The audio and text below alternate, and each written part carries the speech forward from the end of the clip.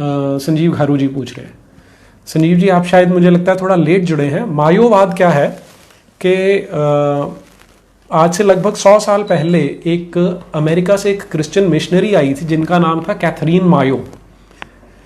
उन्होंने एक किताब लिखी थी मदर इंडिया, जिसमें उन्होंने हिंदुस्तान के बारे में सारी चीज़ों की बुराई की थी कि ये ऐसा देश है जिसमें महिलाओं का सम्मान नहीं होता, कुछ भी अच्छा नहीं है, भूखमंगे लोग हैं, भिखमंगे हैं, ना तो यहाँ पे संपन्नता है और लोग बहुत ही नीच किस्म के हैं।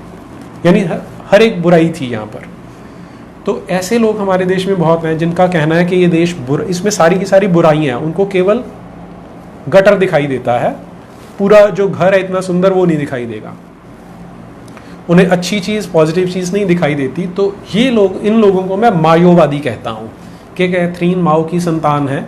जैसे मिशनरी हैं वो हमेशा सिर्फ यही बोलते हैं कि यहाँ पर सब कुछ गंदा है, आपको अगर बचना है तो हमारे पास आओ।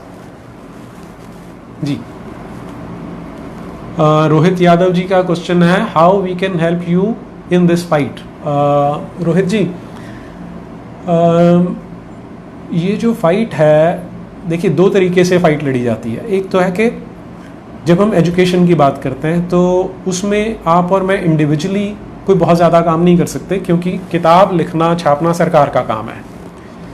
हाँ, हम इसमें ये कर सकते हैं कि सरकार पे प्रेशर बनाया जा सके कि सरकार हमारी बात माने, कि झूठ ना बढ़ाए। इसमें हमें जो काम करना चाहिए वो जर्मनी में किया गया है। जर्मनी में जब सेकेंड वर्ल्ड वॉर ख़त्म हुआ तो वहाँ पर कुछ लोग थे जिनका कहना था कि यहाँ पर यहूदियों के साथ जो किया गया उसे हिस्ट्री बुक्स में ना डाला जाए, लोगों को बताया ही ना जाए कि ऐसा अत्याचार यहाँ किया गया था, यानी नकार दो कि ऐसा कुछ हुआ है, which is very bad. History में ऐसा नहीं होना चाहिए, सच बताना चाहिए। तो वहाँ की संसद ने ये कानून बनाया कि कोई भी व्यक्ति जो ये डिनाई करता है कि यहूदियों के साथ इस तरह का यहाँ पे हुआ था, होलोकॉस्ट हुआ था, उसे सज़ा दी जा सकती है। वहाँ पर कानून है ये। तो मुझे लगता है हमारे देश में भी ऐसा कानून होना चाहिए जिसके अकॉर्डिंग कि कोई भी अगर हिस्ट्री झूठी पढ़ाता है, झूठी बोलता है, तो उसे सज़ा मिलनी चाहिए, क्योंकि आज इतिहास के नाम पर ही हमारे समाज को तोड़ा जा रहा है। ये जो शोषण शोषक की जो सारी पॉलिटिक्स है, अब देखिए, मैंने अंबेडकर जी के बारे में बताया कि उन्होंने किस तरह से आर्यन इन्वेजन थ्योरी की धज्जियाँ उड़ा दी, लेकिन ये क्या करते हैं, क्योंकि इन्होंने वो जो रामास्वामी नाइकर जैसे घटिया लोगों को लाना होता है, तो संस्था कैसे बनाते हैं, अंबेडकर पेरियार स्टडी सर्कल, कि अंबेडकर का नाम जोड़ेंगे तो सम्मान तो मिल जाएगा, लेकिन जो प्रमोशन की जाएगी वो पेरियार जैसे घटिया लोगों की जाएगी।